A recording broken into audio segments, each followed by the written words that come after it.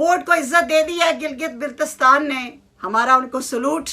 ابھی تو پورا پاکستان ووٹ کو عزت دے گا۔ نواز شریف کا بیانیہ فوج مخالف مسترد ہو گیا ہے۔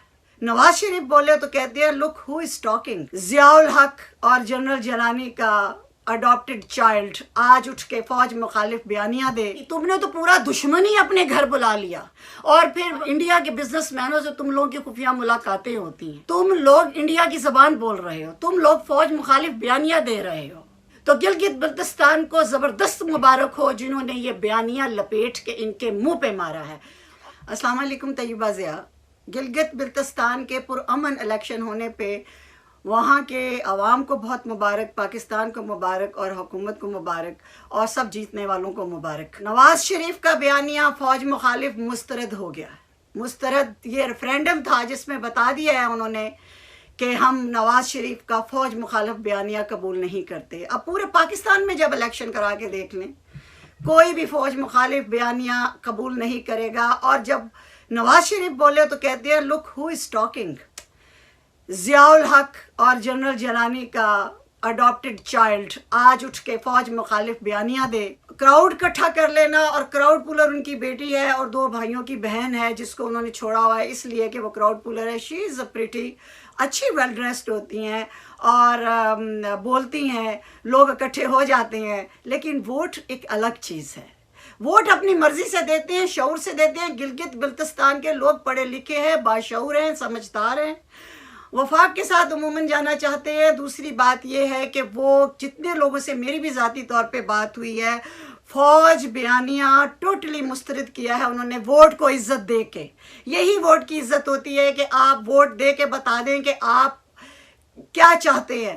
تو فوج مخالف بیانیہ بہت بری طریقے سے مسترد ہو گیا ہے۔ میرا خیال ہے اب کوئی اور بیانیہ یہ ایجاد کریں۔ اور پھر فوج مخالف بیانیہ بول کون رہا ہے؟ اس کی جب سارے اس کے شطرنج اس نے کارڈز استعمال کر لیے، سارے کارتوس چلا لیے، تو آخر اس نے باہر جا کے پھر یہی الطاف حسین کی طرح کہا کہ میں آخری تو یہ بات کی اور بیٹی کو آگے کر دیا، اور وہ جگہ جگہ جا کے یہی کہہ رہی ہے کہ بھائیو یہ غیر آئینی نہیں ہوگا، آئین کے خلاف کچھ نہیں ہوگا، اور ساتھ بھی یہ بھی کہہ رہی ہیں کہ اس کو نکالو۔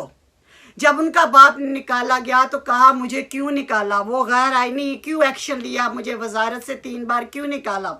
اور اب وہی بات کر رہی ہے کہ عمران خان کو نکالو، یعنی اب غیر آئینی ایکشن ہو۔ اور ہم بات چیت بھی کرنے کے لیے تیار ہیں، اگر اسے گھر بھیج دیا جائے تو ہم فوج کے ساتھ بات کرنے کے لیے بھی تیار ہیں۔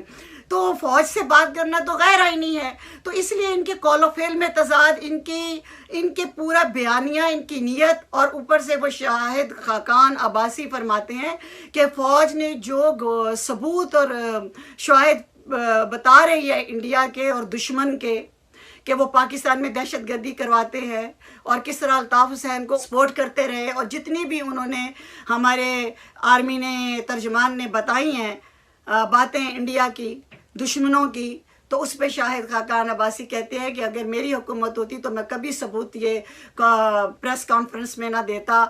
کیوں دیتے بھائی؟ تم نے تو پورا دشمن ہی اپنے گھر بلا لیا تم لوگوں نے، اور پھر انڈیا کے بزنس مینوں سے تم لوگوں کی خفیہ ملاقاتیں ہوتی ہیں، تم لوگ انڈیا کی زبان بول رہے ہو، تم لوگ فوج مخالف بیانیہ دے رہے ہو۔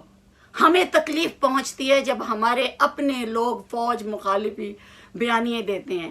تو گلگت بلتستان کو زبردست مبارک ہو جنہوں نے یہ بیانیہ لپیٹ کے ان کے منہ پہ مارا ہے۔ اور کراؤڈ پولر ہے تو ٹھیک ہے، وہ تو شوبز میں بھی بہت لوگ ہیں، وہ تو ہماری ہر فیلڈ میں ایسے ایسے چارمنگ لوگ ہیں جو جہاں جاتے ہیں دنیا ان کے پیچھے جاتی ہے، لیکن ووٹ کو عزت کیا ہوتی ہے یہ گلگت بلتستان نے بتا دیا۔ آپ پورے اب پاکستان کو آزما کے دیکھ لیجئے گا۔ جمہوریت کسی اور چیز کا نام ہے، اور وہ ہوتی یہ ہے کہ جو اپنی محنت، اپنے عوام کے دل کی آواز سے جو لوگ آتے ہیں، فوجیوں کی بیساکھیوں سے نہیں آتے، ضیاء الحق کے فیڈر ہاتھ میں پکڑ کے وہ نہیں آتے۔ آپ لندن میں بیٹھ کے کن کن لوگوں سے ملاقاتیں کر رہے ہیں، اس کا ثواب جو ہے وہ امریکہ تک بھی آ رہا ہے۔